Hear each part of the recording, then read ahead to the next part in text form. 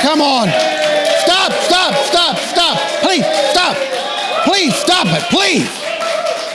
Please, stop it.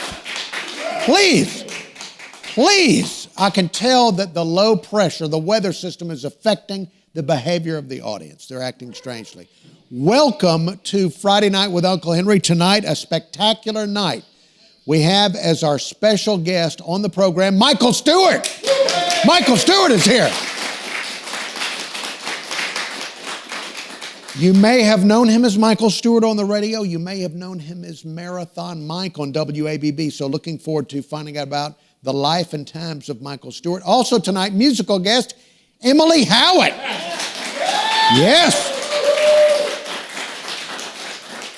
Musical guests are presented by Callahan's. Cold beer, hot meat, tasty tunes. See them in Oakley. This Saturday, Simone French and her band. And Sunday, Susto, whatever that is. That sounds like a dish that you'd order and not a band. That is great Father's Day gifts at Callahan's, t-shirts, hats, gift certificates. Scotty White approves. Yes, please. All right, also brought to you by Pickers Paradise in Stapleton, Alabama. Now, as we're going to be talking with Michael Stuart and listening to Emily Howat, we do have weather. We have a form of weather on the Gulf Coast, a tropical cyclone or whatever it is. A big glob of rain is coming our way. And so, Johnny Gwynn, would you turn that sound effect off? It's not that bad. You know, a lot of my viewers are older and they're going to be confused by this. They're going to be running to the window and looking out of it. And when you get up abruptly at an old age, it could be it. The hip breaks and then that's it. This is going to be an almost hurricane party. Almost. Now, Johnny Gwynn, is your microphone active? It is active. All right, and you've prepared for our very small studio audience some hurricanes, some Pat O'Brien hurricanes. Johnny Gwynn is so mobile. How mobile is he? He's so mobile that he looks for any excuse at all to get drunk. That's mobile. We're always looking for an excuse, and he's got one with a potential tropical cyclone. Mobile, Alabama has a social drinking problem, not a drinking problem. That is true. That is true. Very well said. Now, the only way we can keep the show going is with your support. I'm not allowed to go out and actually sell this show and get advertisers for it because I'm employed by a radio company. And so we have to have your donations. So we need the support team. We need you to donate to the program. If you have been donating on Venmo or PayPal or PayPal, whatever it's called, then you become an executive producer or an associate executive producer. We would like to thank the donors, Becky Lockwood and Jerome Lockwood, Uncle Doug Faust, Ben Shorty G. Griffin, Rick Henry, Mr. and Mrs. Pickles, Ron Reams.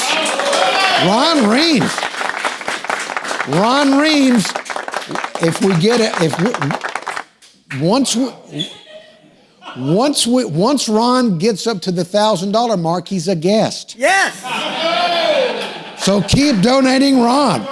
Jeffrey Wimmer, Bama Big Man, Mrs. Bama Big Man, Wendy Lynn Norris, Reagan Girl is here. Snake Trapper, Wendy Jim, Dan Thompson, Bridget Jerkins of Royal Barbers, John Aiken, Dorothy Doc Clayton, Richard Harvey, Cheryl Gwynn, Frida Schnitzler and Alan Cario, Carmen Brown, Matt Bighead Green, Hank Eubanks of Hank's Fireworks, Aunt Karen Simmons, Tracy Moscalo, thank you for your donations. Every bit of support goes a long way to help. Go to paypal.com or whatever it is, and Venmo, and look for Deep Fried Live on Venmo or PayPal to make your donations. Now, and by the way, if you can't donate due to either financial circumstances or stinginess, could you just share the show? Could you just share the show on social media? Or could you just tell a friend on the down low? We need all the help we can get. Now that the pandemic is lifting, we need all the help we can get. Now, a small portion of the donations have been invested in cryptocurrency. Johnny Gwynn of Deep Fried Studios, you got a crypto update for us? I do, and this week our results are, dad dang it, I was going to do this. Now do it. All right. It's double poopy. It's terrible. It's absolutely horrible. All right, so you've invested in crypto right before cryptocurrencies tanked. It's been a rough 4 weeks, I will say that. Can we blame Elon Musk for this? Look, right now we're in a set of consolidation. Everything will turn around and be hunky-dory, but right now we have to have diamond hands, not paper hands. That's all I'm saying. Oh, all right. So we are really losing out on crypto. And that way is official. That would be double poopy would be our position. All right. I would like you to also invest a small portion of the proceeds into actual hard assets like silver and gold. Fine. We have to make more money than what we're making now. Okay. Very good. All right. So that's your crypto update. Yes. Now, don't applaud that we've lost your money.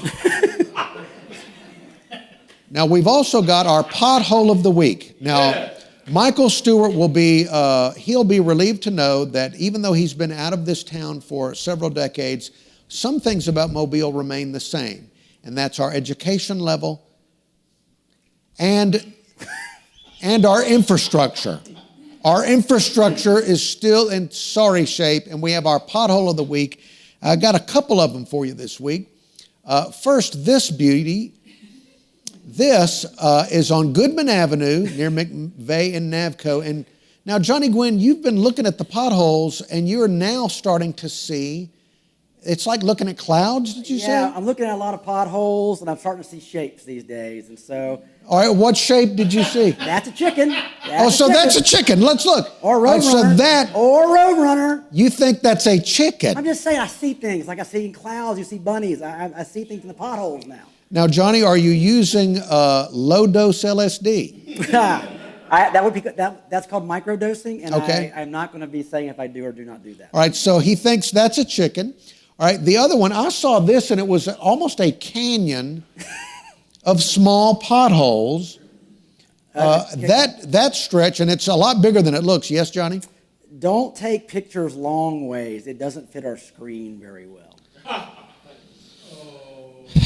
Just saying. Right. Okay, all right. That was Riviera Drive near McVeigh and Navco, and I apologize that he had to put the boxing on the side of it there. What does that look like, Johnny? That's a pregnant woman.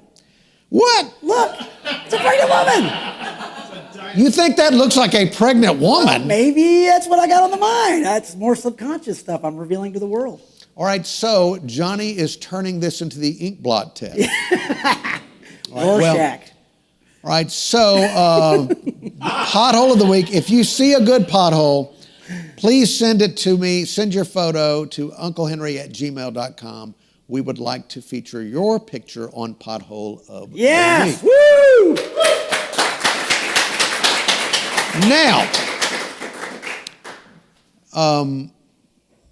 Now it's Father's Day coming up this Sunday. Father's Day, a holiday that doesn't get the attention it deserves. And on this program, Friday Night with Uncle Henry, we like to celebrate diversity. We like to celebrate various cultures. Some neighborhoods have different cultures than other neighborhoods. The way that you would celebrate Father's Day in Atlanta, for example, where Michael Stuart is living, would be different than you would celebrate it, say, in Biloxi. And we've decided to compare two different cultures. We're comparing and contrasting the Father's Day celebrations in Spring Hill versus Irvington. The Spring Hill neighborhood of Mobile versus Irvington. For example, in Spring Hill, you wake up on Father's Day, it's pancake breakfast in bed with fresh squeezed orange juice. Very nice. In Irvington, Eggo. Lego my Eggo. It's an Eggo with a tall boy Pabst Blue ribbon. In Spring Hill, the whole family attends church together. In Irvington, the whole family watches the best of number 3 Dale Earnhardt VHS tape. Because he was Daddy's favorite and always will be. In Spring Hill, Father's Day family brunch at the country club with unlimited mimosas. In Irvington, it's Mom and the kids taking Dad to Golden Corral. Free soft drink, refills, unlimited soft serve ice cream. That's a deal. That's a deal. In Spring Hill, Dad is giving a gift card to Harvell Men's Clothier. In Irvington, it's a gift card for Dollar Tree. Woo, yes. It's more fun because you have more bang for your buck there. In Spring Hill, Dad spends the afternoon relaxing in a new Lazy Boy leather recliner. In Irvington, Dad spends the afternoon passed out on the futon. Has something to do with Golden Corral and the PBR. In Spring Hill, play a round of golf with Dad at the country club. In Irvington, buy a round of High Lifes at Hooters. Yes. And in Spring Hill, at night, Dad blocks off time to enjoy affection from his loving wife. Oh, that's so sweet. And in Irvington, at night, Dad blocks his ex on his cell phone. So he can try again with his wife.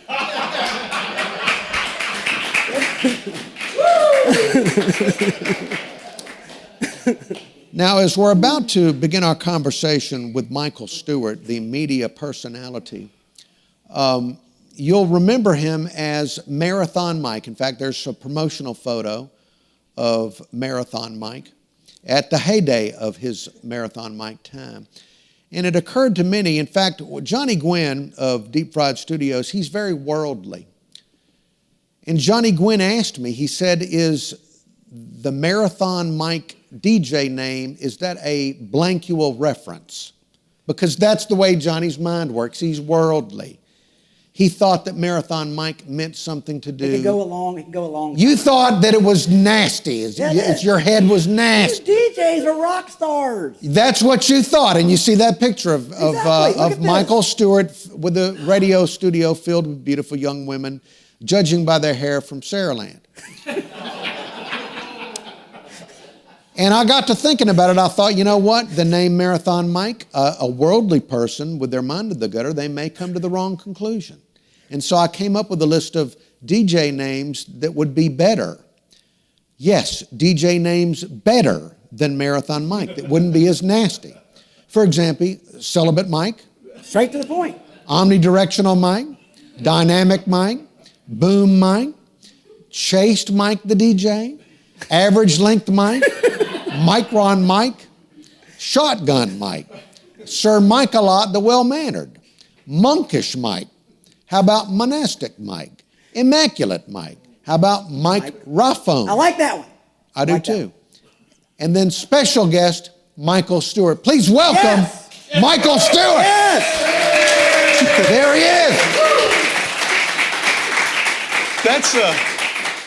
Hey, look at that. That's the worst way to come out here. I've been laughing and I'm like crying back there. This is hilarious. I love all of those names. They were all better than Marathon Mike. Now, you've been asked over and over and over and over and over again, but there's always a new audience. So once again, for the umpteenth millionth time, how did you get the name? You know, that was a name that was given to me by the program director, Leslie Fram, because, and this is the truth now. So what happened was, I worked a lot of shifts. I started as a part-timer, and some people don't realize this, but I was the WABB at WABB. You were also a WABB, okay. I was first the WABB in oh my God, we're about to give away our age. Yes. 1984. 1984. You were there in 84? I started January 6th, 1984, with Tim Livingston as a guest DJ for an hour, and I walked out and I said, that's what I want to do, because I had no clue what I wanted to do in my life. And that was so much fun, and I bugged her for a month, and she hired me to run the Casey Kasem American Top 40 show on Sunday mornings, and I'd have to go on the air at 6 o'clock in the morning, start the show at 9, and get off at 1. Well, then they said, hey, some people call in sick, and so I was back on the air at 5 in the afternoon, worked till 10, came back on at 2 a.m., and someone said something about, hey, you pulled a lot of marathon shifts, and she said, we're going to start calling you Marathon Mike. So I was. But it actually, you know what? It was a catchy name, wasn't it? Well, it was. I mean, It was. Did you have a tortured relationship with that name? No, it wasn't that. Well, because of what you guys did a little while ago with the whole, what does it really mean? So I had to kind of go along with that a few times in some clubs and stuff too. So. Well, so Leslie Fram gave you the name. Yeah, Leslie. And that was the time when Leslie and the Hound Dog, big in the heyday, the early to mid 80s. And I would go out and do the live broadcast with them as the WABB. I was the guy that would dance around and give away all the fun stuff, you know. That was fun. Johnny Gwynn already has a question. Oh, Lord. Is this about the clubs? There is no pictures on the internet of the WABB. There are very small ones, but I could not find it because it was the worst looking mascot ever. It was. It was a terrible looking mascot. I was just talking with somebody in the studio audience about the famous WABB suit. And do you know that there was a lawsuit with that? Did you? No, I did not. I actually had to sit and be depositioned by an attorney about the whole thing, about who was supposed to pay for that and whether or not it got paid for or not. And I don't want to say too many details, but the company who made the suit wanted money. And they wanted a lot of money. More than what I think Bernie Dittman, the owner of the radio station, more than what I think he was prepared to, because he wanted to do it in trade, in commercials. Right. That ran at 2 o'clock in the morning. Of course, yes. When everybody's listening, right? So, and lo and behold, they took him to court. And I was the one who got fitted for the WABB suit and had the conversation. So they brought me in saying that this guy said that you would pay for it. I was like, I never said that. I can't afford that. It was like $1,000 at the time. It was crazy money back then. You know, that's the most un-rock and roll and most rock and roll story I've ever heard. This is. I thought I'd heard all the WABB stories. I'd not heard that you were fitted for the WABB suit, and then you had to give a deposition and then we went about to the court for WABB it. suit. This is outstanding. You know, I was trying to think about a lot of the different things that people may or may not know about out there in the world, but all the behind the scenes stuff is what was the beauty of what we do and what we did back then. The beauty of it? Oh, it was beautiful. Like what? Let me tell you something. Like what? Let me tell you something. I talked to an old friend today and I said, you know, we all have great parts of our lives that we love. Like right now, I'm the happiest I've been, all of that stuff. But there's certain parts of our lives where there's nothing that will beat that special memory, that what was going on at that time in our life. And it could be different for anybody. It depends on your age or anything about that. But those were some beautiful times, and I treasure those like anything in my life. Was those times at places like WABB in the 80s, and then when I came back in the 90s. And I heard you guys talking about that on your radio show today. So I started in 84. I left at the beginning of 88. I came back in 91, and we got rid of the Marathon Mike and went to my name, Michael Stuart. And I stayed there up until 1995, and that's when I left. I went to Delta. But you were just talking about how that time at WABB,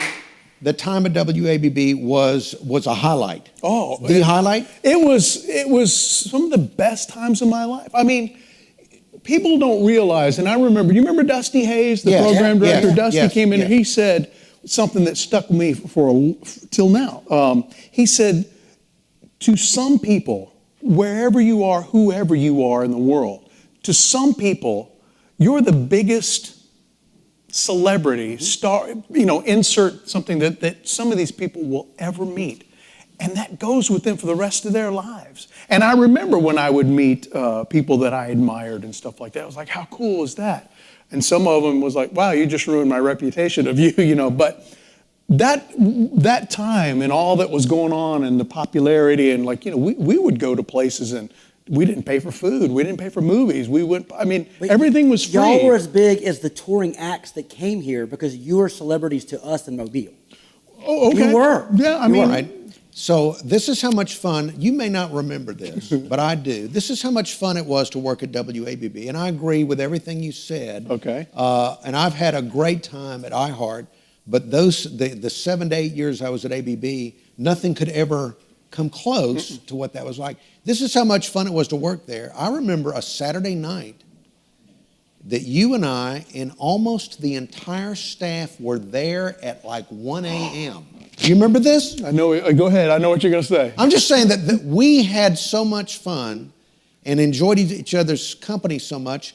We were all there at like 1 a.m. in the morning, and we weren't doing too much illicit stuff. Exactly. We weren't. We were just up there having fun, were we not? Wasn't that the time we recorded a song? Do you remember that? No. What was the song? Okay, now listen, I still have it framed on my wall in my office in my home, but the song was Buck Naked. Who remembers Let's Get Buck Naked?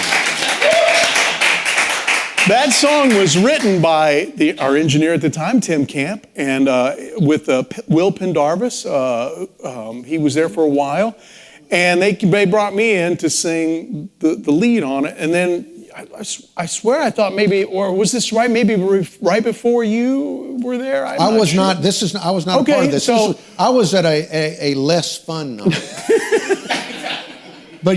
So you're up there when? Well, no. So we were in there in the middle of in the night recording this all night, and then we got everybody from the staff to come in and do the chant on that, and we would go out to the comedy club and do Buck Naked nights, and we would do the song live.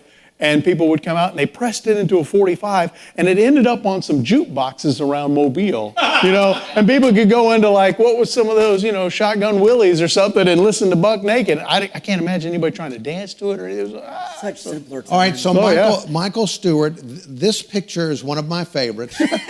The thing I like is your facial expression. 11 years old right there in the middle. I am. Let's see. Hey, wait. Hey, here we go. Is there a way to close in on this picture and get a closer look at it? Oh, here we go. Dan. All right. What I like about the picture is your facial expression, because your facial expression looks like, yeah, this happens every day. I like that, and I like the fact that your hair is the best hair.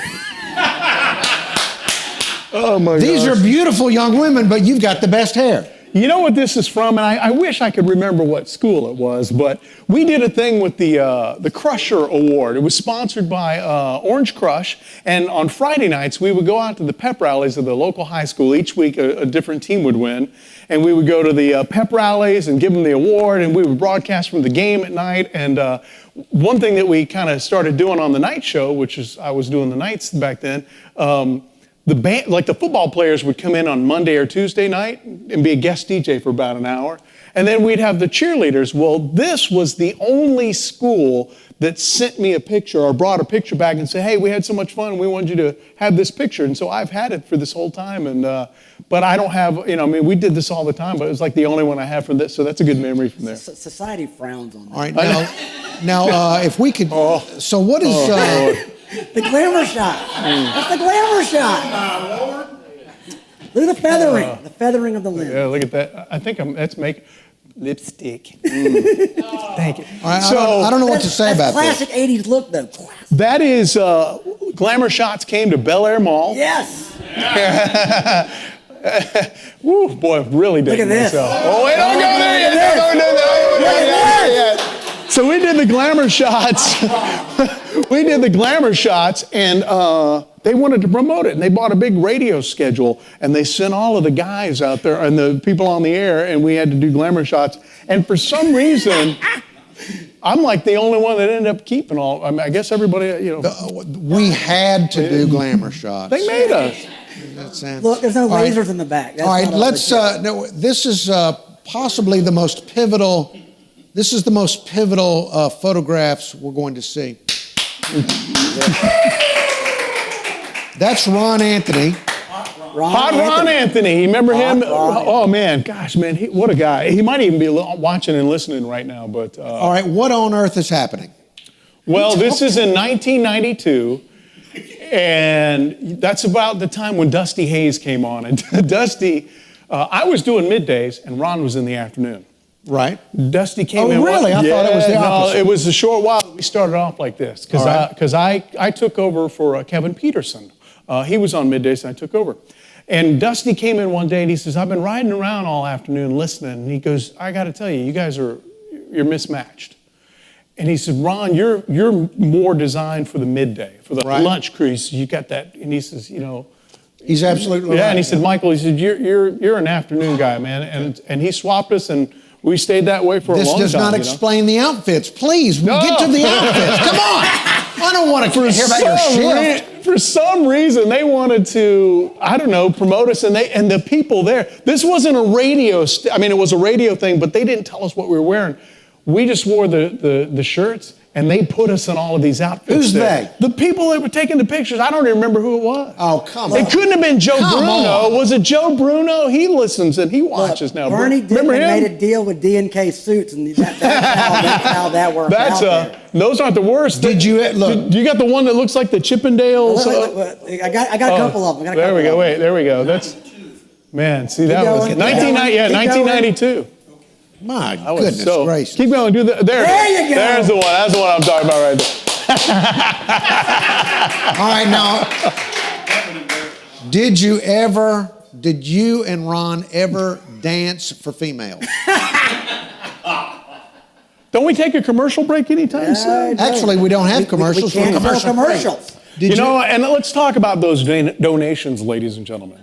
I'd like to see those. So you're come not in. going to tell us about dancing for women? No, we weren't dancers at this point. You could be an amateur dancer. It's okay.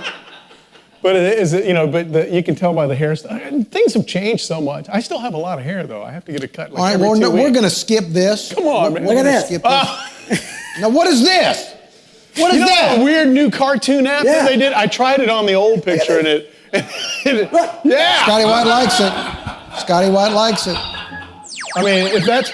Yes, please. Was it Pablo that compared this to looking like the old Patrick Swayze from the Saturday Night Live skit? You remember? Wait for Farley to show up. And now I look like the Chris Farley part of it. All right, before we move forward, and we've got a lot to cover, we're running long, do it. of course, because you have so much history connected to you. We've looked at all these beautiful pictures of you, glamour shots, Chippendale shots.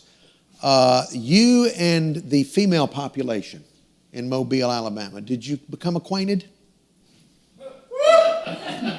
Uncle Henry, that's personal for you. No, I'm just asking, what was it like? Ron Reams says before, but you've got to make sure you ask him, Henry. Ron wants to know. Yes, I do.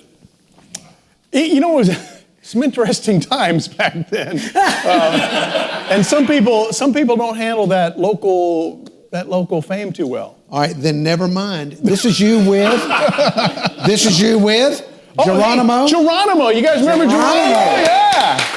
Geronimo, Jonathan Broth, has been working for Sirius XM up in New York for many, many years, has a show on there, and I got a chance to see him just over 2 years ago. I went up to, my daughter was up there, and I scheduled a meet, and he gave me a tour of the place, got to see where Howard Stern and all of them work every day, but he doesn't look like that anymore. None of us look the way we used to look. I kind of still look at that. I don't know. You kind of do. Hey, look, there's Hound Dog. Remember Hound Dog? Yeah. Love that man. That man, on my very first day on the radio, he hated life right at that moment because he had to be there to train me on the air. And we went on at 6 o'clock on a Sunday. And he did not want to be there. And I barely knew the guy, but he read the paper the whole time I was, and when I opened up the mic, it sounded like Mickey Mouse. I don't even remember what I said. He said, "Don't do that again." And that's all I remember him saying. And we just kind of won it. But we became friends. We did the Bop Brothers together. We used to go and do proms and all kinds of dances at the different high schools and DJ, back in the day. I miss him a lot. A lot of people do. Now, that no one would ever guess that's Tim Camp. No. I know. No. That's Tim Camp of the Zoo. Tim Camp, yeah. 92 Zoo, that's right. Tim was our engineer for the longest time, and Tim was a songwriter. He was a great keyboard player. He was in bands all over Mobile. You two performed together as a band, right? We not live, but we did we did a bunch of recording stuff, and it was so not out there that I don't even think we had a name. I think we called ourselves for about a week and a half. We called ourselves Duplex, because I don't know. Keep that it was to weird. Well, that was, Yeah, really. it was only a week or two. Yeah, that's a good. Hey, look at that guy.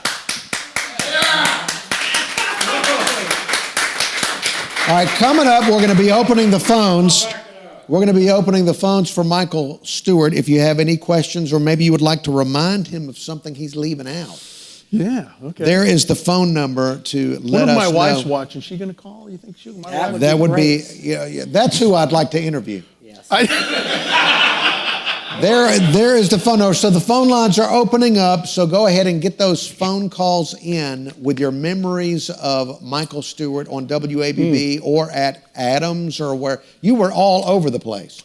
Yeah, I mean, a lot of places. So WABB was the big thing, but I also, around that time, I was doing the teen clubs. Remember the Cave? Yeah. And then there was another one over on Airport Boulevard. And Shenanigans. Shenanigans, that was it. They were all scandalous. I was the... They were all scandalous. I know the tagline. Yeah. No drugs. Yeah. No drugs, no alcohol, no nuclear weapons. That's right, that's right. So I was DJing for them, moved into the nightclubs, I worked for Adams, and Joe helped me, Monte Carlo, what was one across the street? Franco owned the joint over there. What was that? All right, so Memory Lane. Yeah, let me before we go any further. Of course, the phone lines are opening up. Please call. Remember that Emily Howat is coming on to perform. Oh yeah, she's fantastic. Now, is it going to be one or two songs? Do we know? We'll see. See how much time we leave, right? Oh, and Scotty White of Scotty's Toy Shop. Yes, please. He approves of Emily Howat's performance later. It'll be brought to you by Callahan's Cold Beer, Hot Meat, Tasty Tunes in Oakley. Now here is Hitmaker Magazine. There you are. Is that Jonathan? That's Jonathan. It's Geronimo. That's Dusty Hayes. And then you're holding. I'm holding Dusty Hayes. He was our program director. Yeah, that's me. And this is a national radio magazine. Went out all over the country. Trey Matthews. Remember Trey and Chris? They were a great team. Remember them? Wait, I'll come back to him. Paula Hicks. Paula. Wild Bill. Chip Maples is over there. There's Ron Anthony. There's Wild Bill. And that was Mike Callahan. He was the sales guy. He was the only sales guy that showed up that day. Everybody else was only on there. But, you know, he wanted to be on there, I think so. But that was some fun stuff. Yes, indeed, it was. Hey, that's me right there. Yeah. All right, so David Page. The Hound Dog. Who's the guy behind the Hound Dog? There's Jimmy Hall. From Wet Willie, Jimmy Hall. And this is in the Freeman House. Now, I do want to share the very first practical joke that ever I experienced or remember from these days. And that guy, his name was Chris. He was on the morning show. Chris, if anybody can go back and remember that, Chris Evans, something like that, I believe, not Captain America, but so he was I was just a lowly part-timer, and Bill Hooper was doing the overnights. So Bill, what he did in the middle of the night for David Page was he ran this tubing from the board in the newsroom under and into the control room. And at the end of that tube, you can take a lit cigarette and put it on that tube. And then he took a Windex bottle and screwed it on there, and he had a hole burnt through it. And if you pumped that tube, it would smoke that cigarette and send the smoke down the tube. The guy was brilliant. I mean, he was brilliant. So he sits in there, and he's hiding under there, and they go to David in the news. And normally what would happen is they had several minutes. Chris would get up and leave, and then didn't know anybody was in there. So he's reading the news, and, I'm David Page, and he's doing his thing, and Bill's in there, he starts pumping a little bit, and so a little bit of smoke starts to come out of there, and David's trying to get people's attention, and he's still, and Reagan, blah, blah, blah, and blah, blah, blah, and the economy, and he's waving at people and this. So Bill starts going at it, pumpity, pumpity, pump, and this thing is just billowing smoke now. David takes a cup of coffee and throws it on the board and pours it on the board. Needless to say, Tim Camp wasn't happy with Bill Hooper, who started the practical joke. That was my first one, and people don't realize how many practical jokes went through that. Well, it was like that almost every day there. Every day. It was like that. Yes, Johnny Gwynn. So did you take that apparatus later that night, and y'all used it and then made buck naked that night? That was a whole different thing. All right, let's look at some pictures of famous people. Okay, so now on the left, that would be A.J. McCarron's mama. That's right. That's Dee Dee. That's Dee Dee. Dee Dee. This is from one of the high schools that we brought the award to. Took a picture of me and Dee Dee together, and wait, she was in high school? That's her. I think she's a senior here. But I was there, and she came up, was kind of, fanning, and I was, So that made it into the yearbook. So that's actually in the yearbook. That's Melissa Etheridge. Melissa Etheridge, that's right. Yes. That's right. How about that? And that's a pager. It's a pager. A beeper. All right.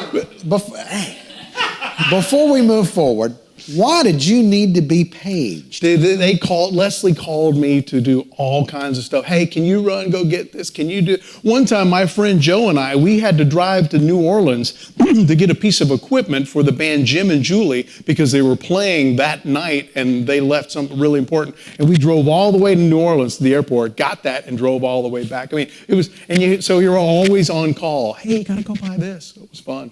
Now that is, I was there that day. I remember I also met John Lennon's son. That's right. Julian Lennon. All right. Are you going to tell the story of Bernie Dittman meeting Julian Lennon? Well, I don't remember when he actually met that. Do you remember that? All right. Well, then this is the story. If you don't remember this. I don't. All right. So John Lennon's son, Julian Lennon. Had a hit song. I do know. I know. All right. Go ahead. There have been. Well, why don't you? You're the guest. Tell the story. No, you remembered. I just remember it happening. I want to hear it all from you, and I'll chime in. Go ahead. It's legendary that Bernie Dittman was. He liked to save things. He liked to keep things, and there was a legendary place called the Prize Closet. Mm. In fact, I never ever got to go in the Prize Closet the entire 7 years I worked there. Dude, never. I've been in there quite a few times, and you felt blessed. I only went in there actually right before they tore that building down. I got a chance to go in there and see all the stuff in there. Wow. So Julian Lennon is in Mobile. He's on the air with Michael. He's on the air with other DJs. Bernie Dittman walks down the hallway with a cardboard cutout of John Lennon. His dad. It said, "Here's your dad." Now, why this is amusing to people like me and Michael is that cardboard cutout, Bernie had saved it in the Prize Closet from when the Beatles played in Florida. Was it in Tallahassee? Yeah, somewhere, and it was like the Beatles had played somewhere in back when the British invasion. 65. He had saved the cardboard cutout since the 60s, and in the 90s. Here it comes down the hallway to show Julian Lennon. It was 1993, and he was in town to promote his album. We brought him in to play downtown. What was the hotel downtown? We used to bring all the acts. Riverview, yeah. Riverview. And so we'd bring all these big acts in here. But this was like the big place where anywhere in this area, when a star was coming through, they stopped at WABB. Mm-hmm. And that was the power that they had because it was so popular. And I mean, you see some of the other pictures. I mean, there were just dozens of other ones. Look at Robbie. Who is that? That's Robbie Neville in the middle. You remember C'est La Vie, What's It to You, Back on Holiday, all of that, and that was his band. Who's that? Michael Damian. That's Michael Damian. You remember him? He was Danny Romalotti on Young and the Restless. Yes. And he had that song Rock On. Yeah? Yes. Yeah, Rock On. Yeah! Hulkamania! Yeah, he was... Yeah, he was a big dude, and when he went to shake your hand, he kind of, I don't know, it was like a scoop, and then this one came over on top, and you just felt like, okay, I'm gonna squat. That's what you look like. I am like, I don't know what to do. Who do we have here? Jack Blades, bass player of Night Ranger, and they're still together right there. I love them. John Waite, I Ain't Missing You, The Babies, remember the band? Changes, yeah. Let me tell you, so we were talking about your favorite band earlier, along with Night Ranger, and they're the two most... It's coming. They're two most nicest bands, and I've met a lot. Rick Springfield, everybody. Night Ranger was Sister Christian. Christian, yeah. Don't Tell Me You Love Me. Sentimental Street, And who are these people? Anybody when I tell them who that is? Come on. Very good, Duran, that's right. Yes. Well, I've heard of Duran. That's pretty big. Well, Simon Le Bon, they did a thing where he was not allowed to, and there wasn't any point in asking him a question when a guy comes out with tape all over your face, so. He looks like Mobilians would want to punch him. Doesn't he? Someone, I mean, I never talked to him. Someone said he kind of acts like that too, but Yes. I don't know. He's horrible. Oh, that's hilarious. He's a Look at villain. this. This is great. No, there he is. There's your man. There's your man. What do you mean, my man? That's REO Kevin. That's REO REO Speedwagon's Speedwagon. lead Well, singer. they're terrible. They're terrible. You know that they're terrible. Uncle Henry, I can't fight this feeling any longer. Heard it from a friend who heard it from a friend who heard it from another. You've been messing around. How am I gonna have to hear that for the rest of my life? So those two, so that's backstage, and we would do a thing where you would win the grand prize, 2 tickets, a limo ride to dinner with somebody from the radio station, to the concert, and then we'd go backstage. And this couple, we just happened to go to high school together. Her name is Donna, and I think his name was Haji. They were dating. You remember these people? Man, this is Haji. How do you do that? Haji was a stripper. Hey, there's Haji Donna. was a male stripper. And Oh, that's so how you remember Haji. they dated for like a month or so, and that didn't work. But this. That is such a mobile stripper. Really, it really is. How does he remember Haji? He was a male stripper. And that's radio. That sums it up. That's radio. All right, now please, Dan, can you get a close-up of this picture? Your facial expression is, what am I doing with these people? Oh, He's man. having a great time. But look at, I don't know. That's just, I don't know. It might have been tired at the end of the night. We did these all the time. I mean, week after week, there was something going on. You were not impressed with REO Speedwagon. No, dude. This guy, let me tell you something. I told him the story earlier.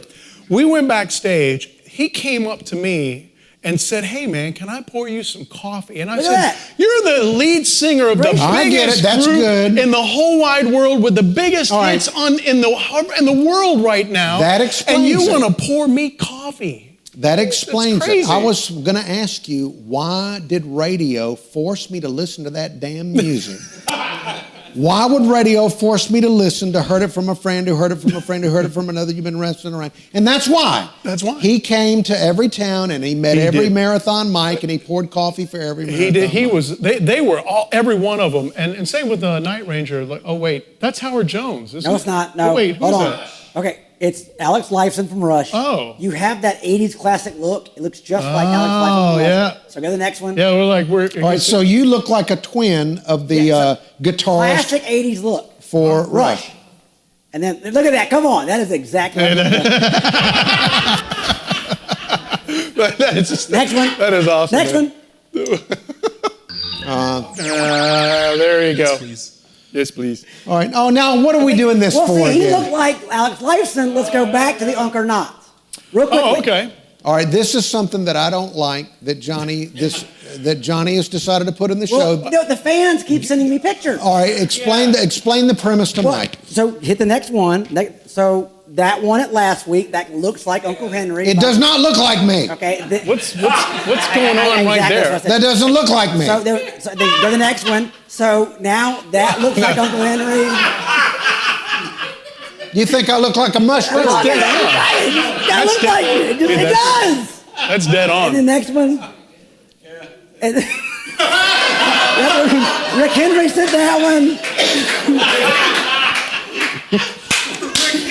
Look, the fans are sending this to me. I told them to send me pictures. They're sending me pictures. And then, okay. See, it's fun. It's fun when Michael Stuart is compared to other beautiful people, and then I get compared to a mushroom. Well, how about if you can compare it to the next one? Well, so this is from our special guest. That's his picture. So go to the next picture. So that's you. So there you that's go. you So right there. I'm trying to do the Uncle Henry impersonation. That looks like Uncle Henry. That thing with the. All right. I don't like this. I Got don't a like. doorman or something like I that? don't like the premise of the Unk or Not. Yes, please.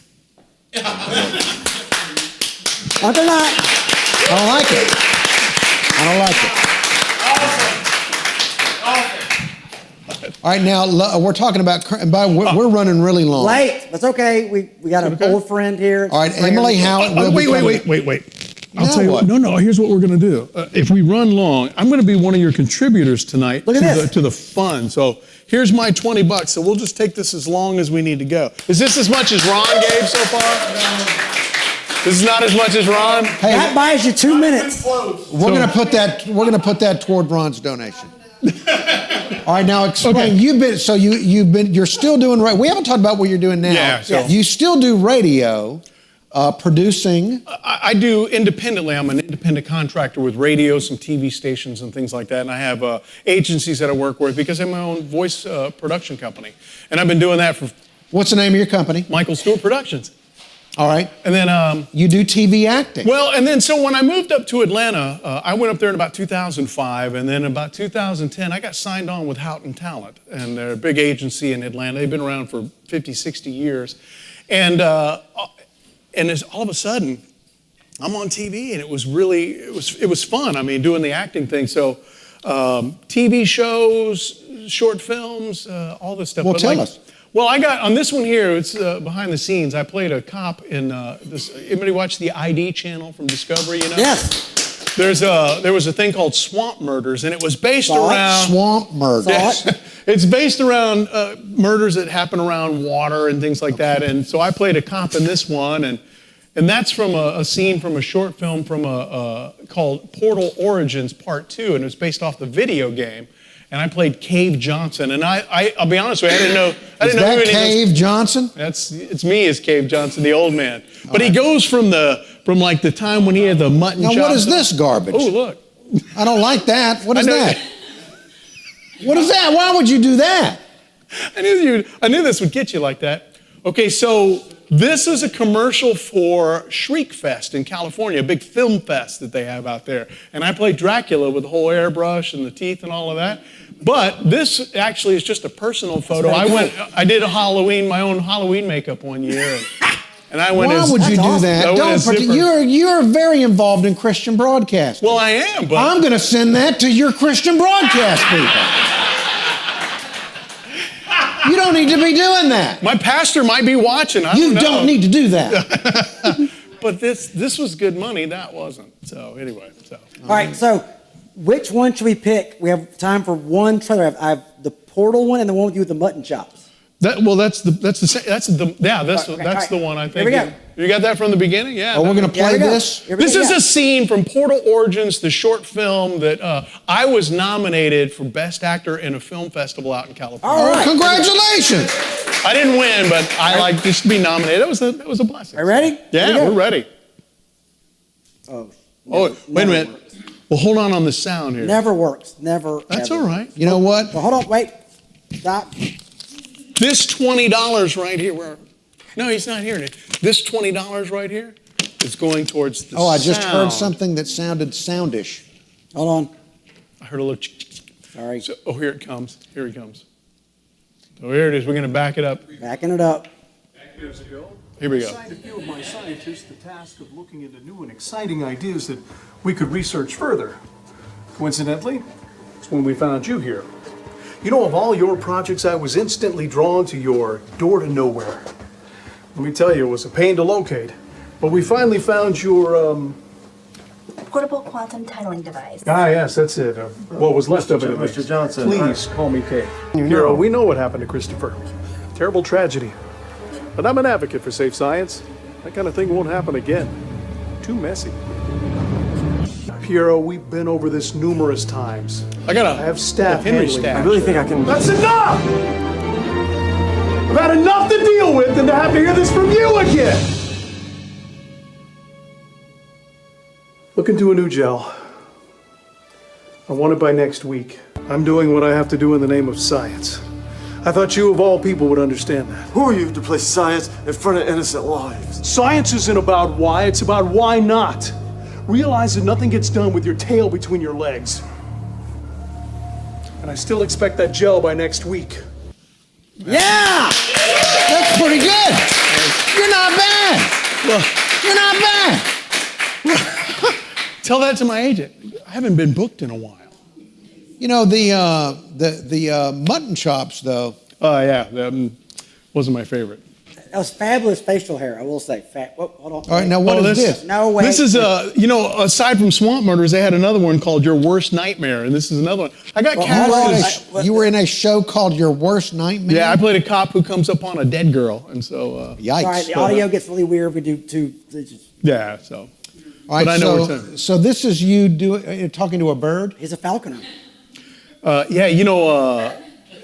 The Pinewood Studios south of Atlanta that does all the Marvel films. I mean, I live just minutes from there. And they would have me come out every year and host the big gala that they would have. And it was and that bird was in all the Windex commercials. So that was like the most famous person that I had met. More famous than this guy, that's for sure. That's for sure. All right, we want to go to the phones. Do we have a call? Do we have callers? We have one. All right, we have I'd like to thank one of my fans. We have a caller. By the way, the phone calls brought to you by Container Yard. Downtown office space and co-working starting at $3.99 a day. Free co-working every Friday. Really? Yes. Take the Container Yard for a test ride on Fridays, containeryardworks.com. The first time you've been here, what do you think of this loved place? it. Man, this is awesome. Walked all around. This is cool. I love this. This is where creativity and commerce meets, containeryardworks.com. Now, we'd like to take your phone calls, there's a few people in the audience we might want to get some comments from. But before we do that, do we have a caller for Michael Stuart? Hello, caller. Hey, Marathon Mike. Yes. My mother met you after she won a wet T-shirt contest at the Met. Do you remember that? No. I just want to know, are you my father? Hang up on that guy. No. Hang up on that guy. That was pretty good. It was not good. That was good. That wasn't good. We don't need that kind of call. Well, we have one call. Why do you hang up? No. We gotta because it's not a good call. We don't need that kind of content. We have to have. We don't need filth, worldly stuff on the show. Father. Do we have another call? Yes. Let's go back to the phones. Hello, caller. I'm so scared. Hello, Mike. Yes. Were you ever in the flock of seagulls? No, but I think I know where you're going with this, right? All right. Do you have a legitimate question? You have that hairdo. What? You have that hairdo. I have the hair. I did have the hair for that, for sure. I did. All right. Hang up on that guy. Do we have any other calls? No. All right. So, there's the phone number. We have there's several people that I'd like to have with a memory or a question from the audience. First, Pablo, yeah. Pablo is here, who also worked at WABB. Is he coming over now? Come on over here, man. Come here, Pablo. Get over here. And I'm glad you dressed for the show tonight. Yeah. I wore my short pants. All right, did you work at WABB when he worked at WABB? What's that? Did you work at the WABB at the same time? I got into WABB because I harassed him on the request line as a 16-year-old going, hey, man, I just want to learn how to be a DJ. Will you please teach me? I'll take out the trash, whatever. Just get me in. I want to work there. And he finally told me, piss off. No, not say that. I did not. He did. You did. But then Shane McBride called me 2 weeks later, and it was all okay. So no, there's no way I treated you that way. No. Do you actually remember him? I called you about 900 times a day. So maybe I was you were justified in doing so. Kind of tired of you. Like, Michael, do you remember him? No, I don't remember. I don't remember a lot of stuff from back then. But same with Chad. Chad said the same thing to me. I was like, man, I wish I could remember. Wish I could remember all that stuff. All right, well, since we're going to rely on you for your memories of him, since he has no memories of you. All right. Did he ever offer you any good advice or mentorship? He did. Matter of fact, that picture with all the young ladies, I know how that picture happened. How? He's in there in the studio at the board. You push the button and it turned the microphone on so you could go on the air. Hi, I'm Marathon Mike. The door is open. Microphone off. That's all it took. What do you mean? This man. I don't understand. This man was popular. Okay. So I learned a lot just by osmosis, just watching, how the ladies tended to fawn over him. Yeah. His wife But is I'm talking about. I know. But I'm not talking about that. That was way back then, so it's okay. I'm not talking about that. I'm talking about being a radio broadcaster. Oh, no, I didn't learn a thing. Oh, no. All right. Okay. I wasn't a good one to teach him anything. No, he was fantastic. He was a great mentor. He's always been a great mentor, a great friend. You remember that window and all the times we'd be in that room and someone would knock on that window and you'd Yes. see who it was and whether or not they were allowed to come in and all. Yeah, Good old absolutely. days. But no, he was a great mentor, a great friend, and a phenomenal talent. So, I've always looked up to you, my friend. Thank you. You have. All right. Very good. All right. Do we have any phone calls? Got two. All right. Let's take one phone call. Okay. Hello, caller. Hello? Hello? Yes. Hello. Hey, this is Aunt Karen. Hey, Karen. Aunt Karen.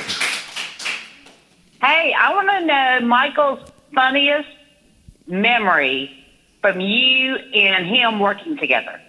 Ooh, I got to think about that one. He won't have one. Well, He won't. He won't have one. wait, didn't we go to, we were trying to talk about some places where we would broadcast. Like, do you remember Daryl's over on the Beltline over there? I think we did some things over there, but I don't know if, I've always loved working. The reason you asked me why I'm in here, this is one of the number one reasons why I'm in town this weekend is to be on your show. Oh, look at that. I'm not kidding.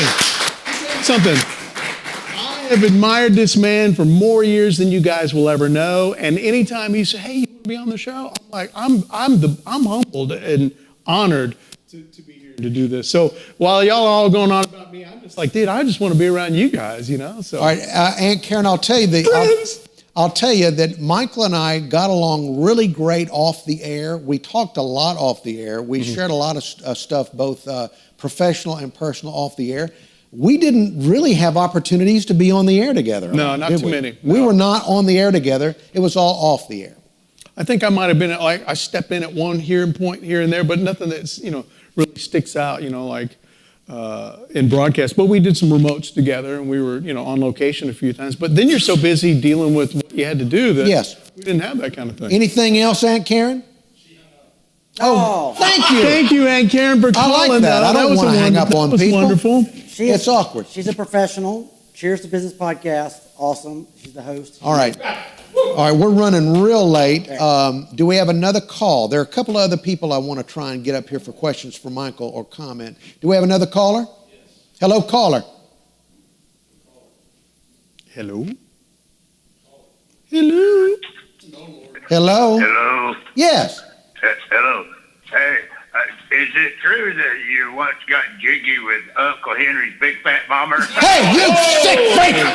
You sick scumbag! You're disgusting.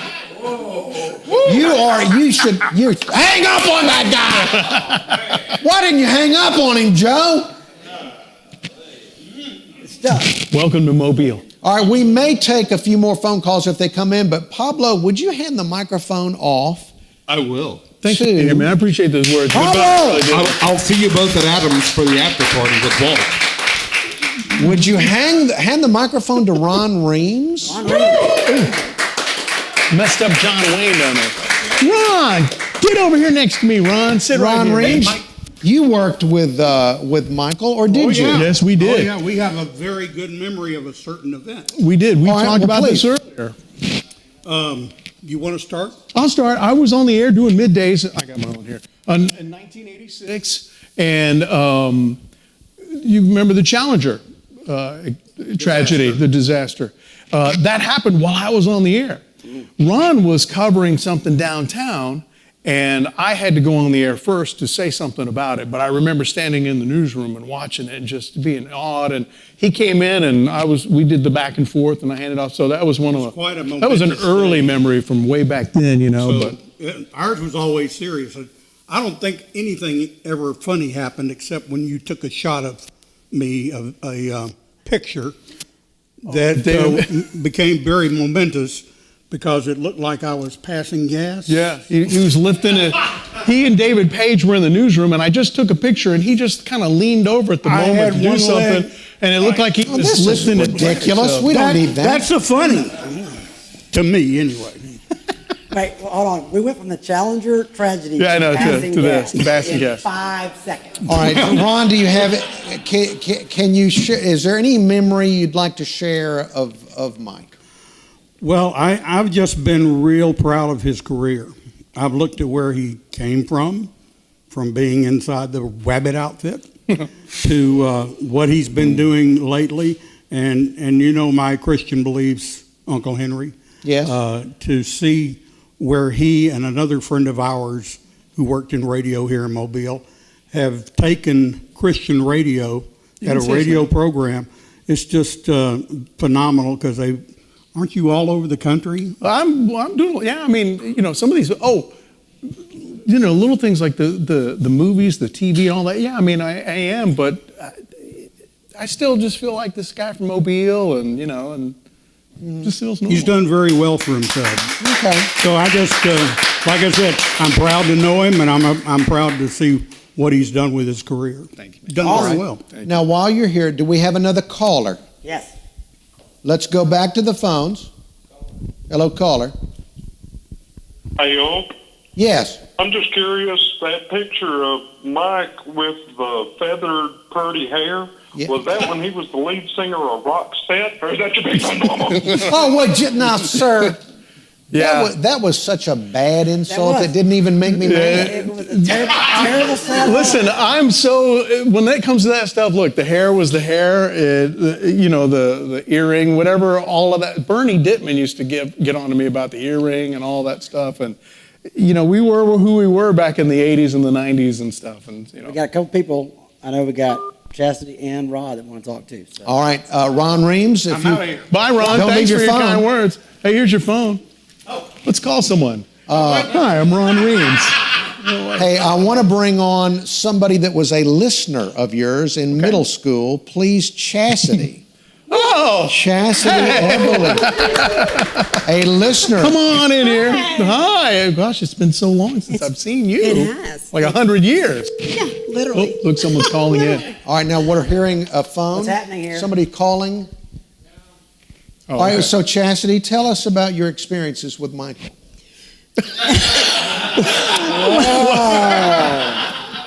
I don't It's know not if that that's the way exciting. you were supposed to ask that. It's not that that exciting. Well, you told me you were a listener. 8th grade, 9th grade. I used to listen to to Society rock frowns war. on that, by the way. Yeah. People, they frown on that. Oh, man. Well, I mean, gosh, the callers that we would get all the time. I mean, Well, talk about listening. What did you hear him do? I loved the show you did, Rock War. Oh, the Rock War. And Yeah. I loved that show. I always used to call in and I duplicated that show when I worked at WTOH at Spring Hill College. I did my own Rock War, Well, and I duplicated the that. 9 o'clock.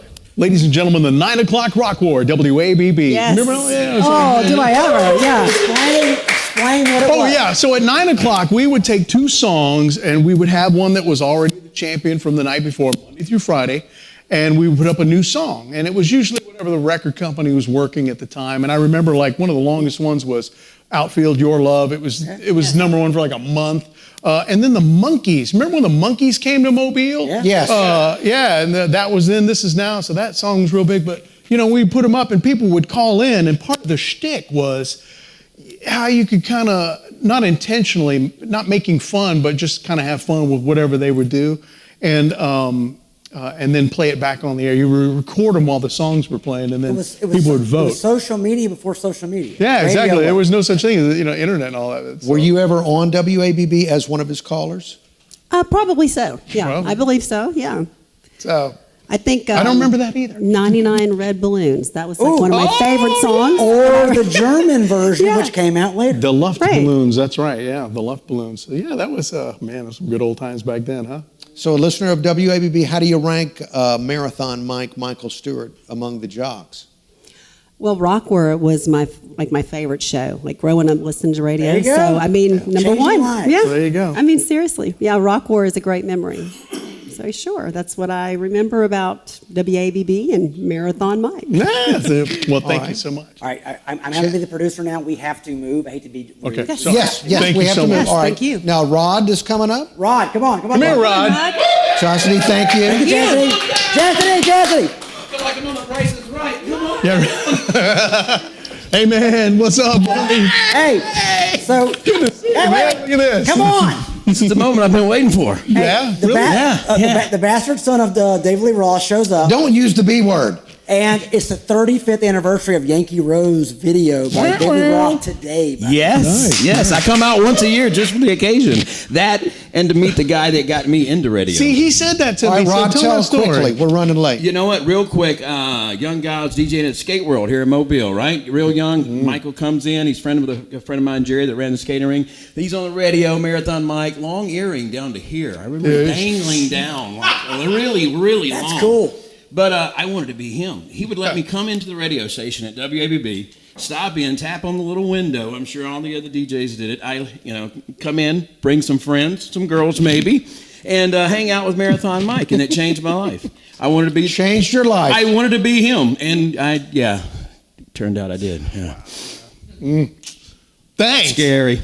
Yeah, I know. Now look at you. No, it really is. He inspired me to be in the radio. I wanted to be Marathon Mike, Now, what did you want to be him because of everything associated with him, or did you enjoy? You know what? His personality. I remember going to the cave, things like that. I mean, I was always around and listening to him every night, 7 to midnight.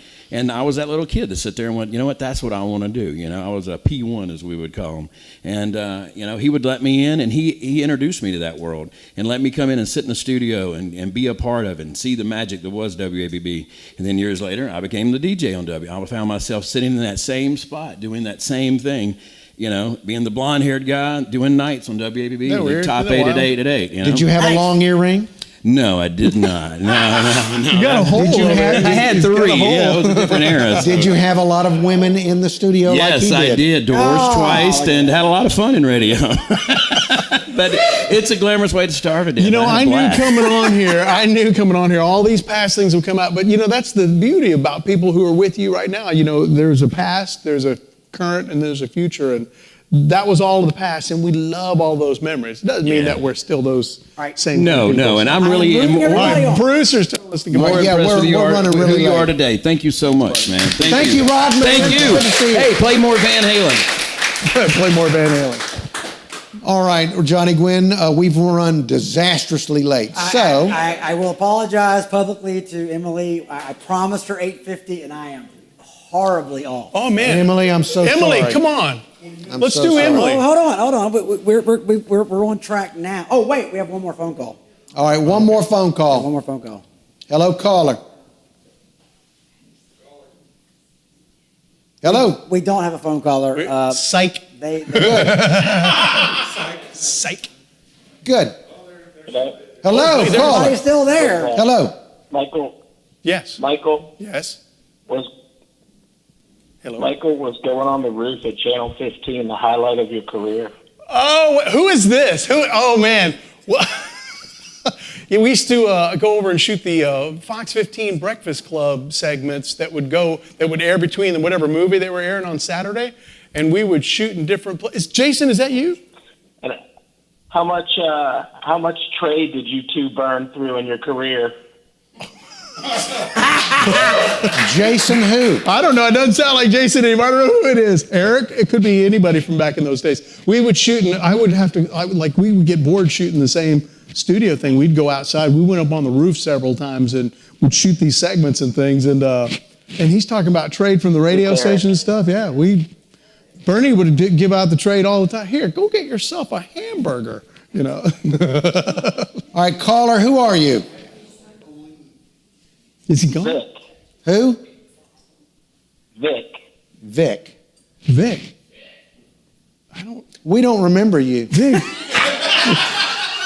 Hang up on this guy. From Channel 10 and Channel... Channel 10, wait. Vic.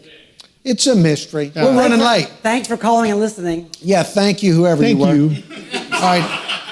So, Michael Stuart, if people want to find you online to follow your career, where do they go? I have a new website that's right in the middle of being built right now, audiomsp.com.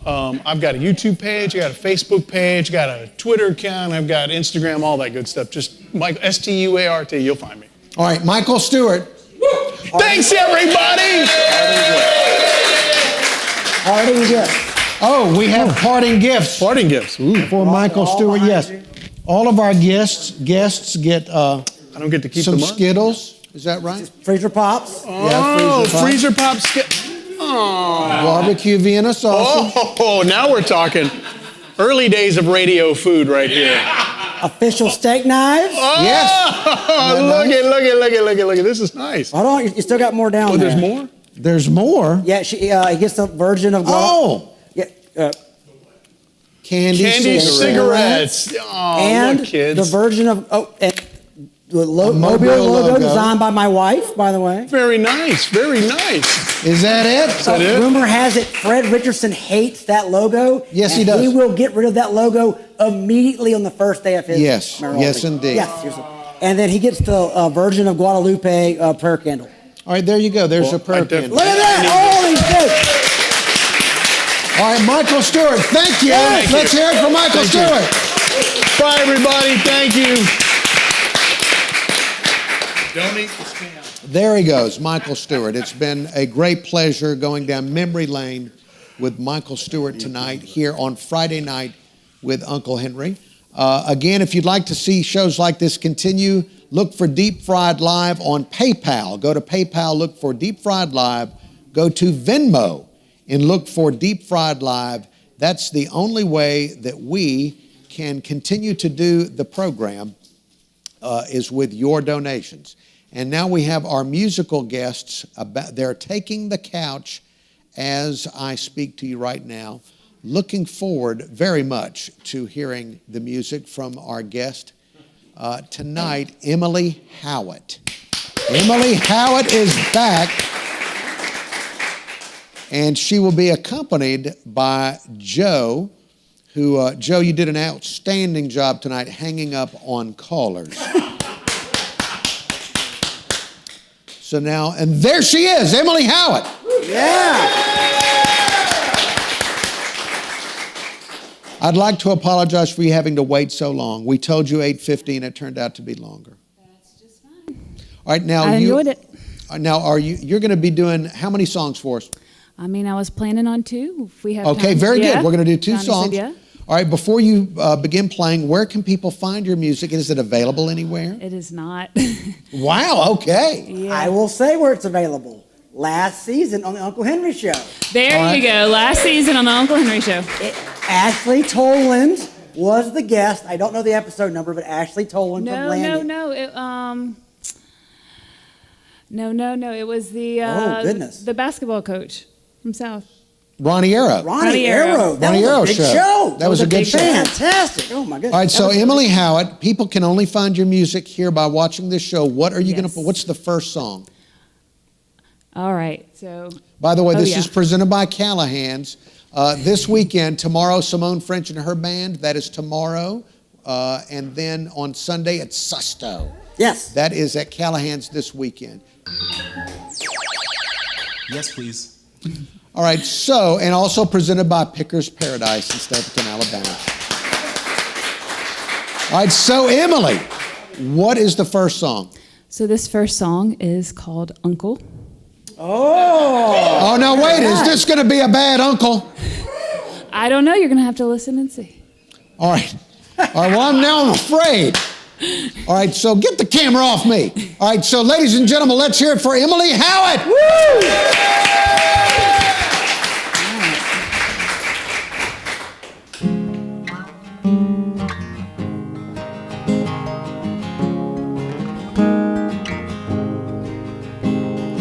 Breathing and beating, not the same.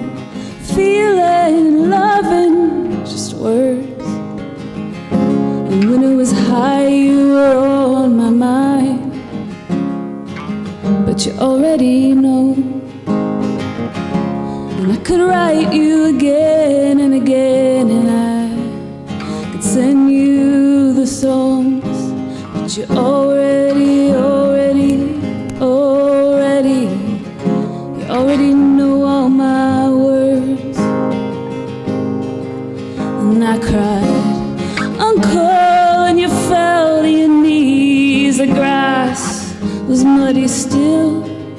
We did nothing nothing, we did nothing, I swear. The grass was muddy still, so I will wear this veil for as long as you need it. But please don't kid yourself. Everybody sees through it.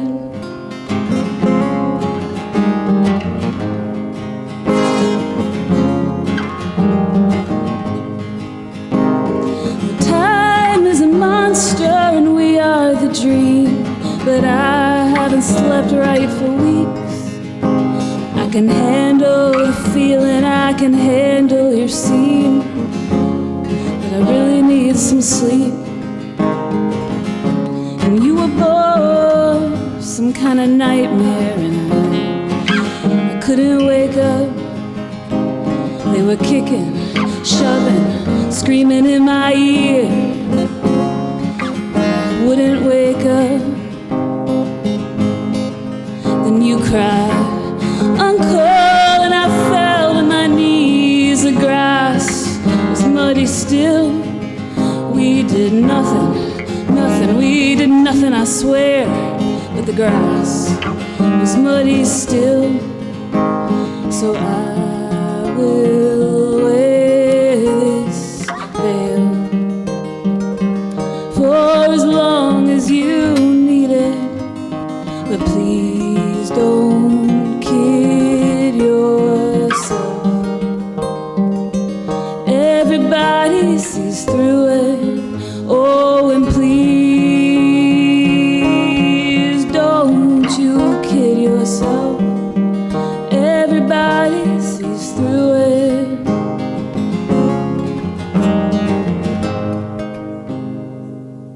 All right.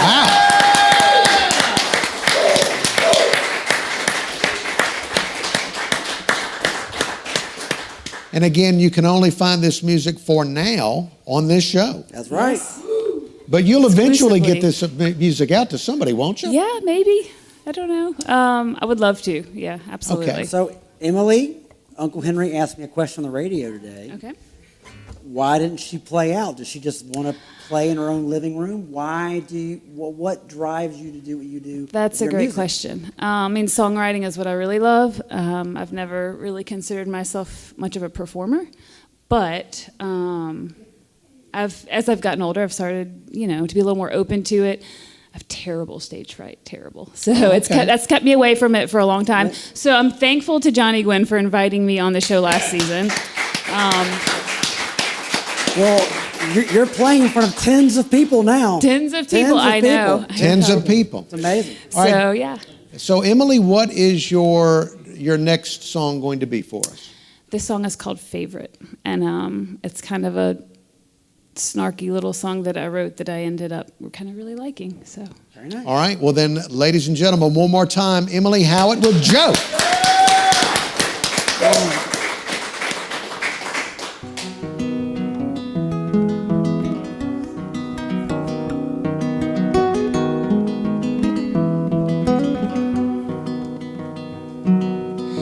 think I like you, kind of half love the best.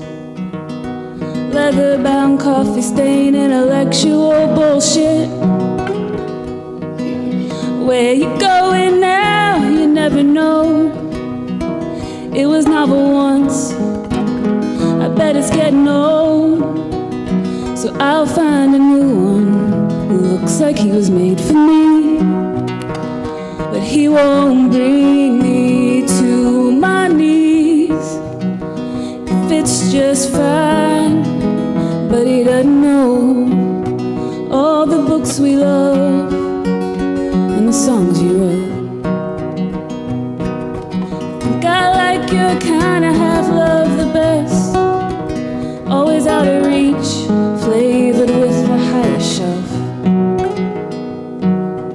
Pouring just enough to keep me hanging on.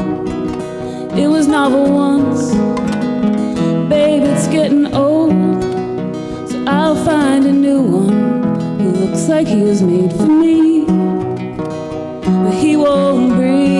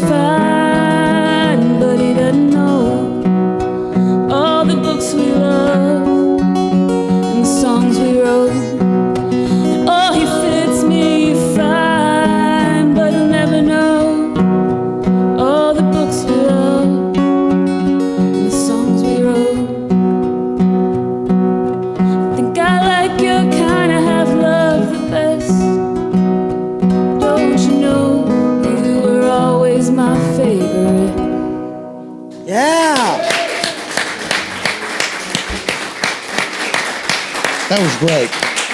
Very, very good. Emily Howat. How do you rate Joe on guitar? Joe did great. He had like a day to learn these songs. I had to like record him on my phone on voice memo and send them to Johnny, and he just jumped right in and did wonderful. Glad to have a friend on the couch for sure. Yes. All right. We might pay you one day. All right. So she gets a parting cigarette. Ooh, yay. Oh, candy cigarette. Yeah, look at that. Oh man, my kids are gonna love these.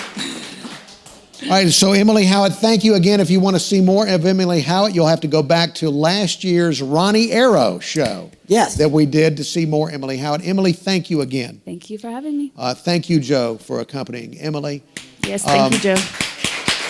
Thank you for watching. We had a great time tonight walking down memory lane with Michael Stuart. Thank you again to Michael Stuart. And Emily Howat. Yeah. And remember, go to PayPal. Whatever it is, go to PayPal or Venmo and look for Deep Fried Live and please support the show. Let's please end the show. Johnny, end the show, please. We're done. Let's be done. Get me off camera. Goodbye. Turn it off.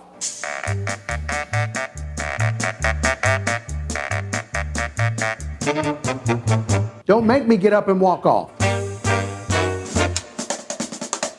Is it over? End it while I'm sitting here. Just end it. Turn it off. All right, we're done. Thank you for watching.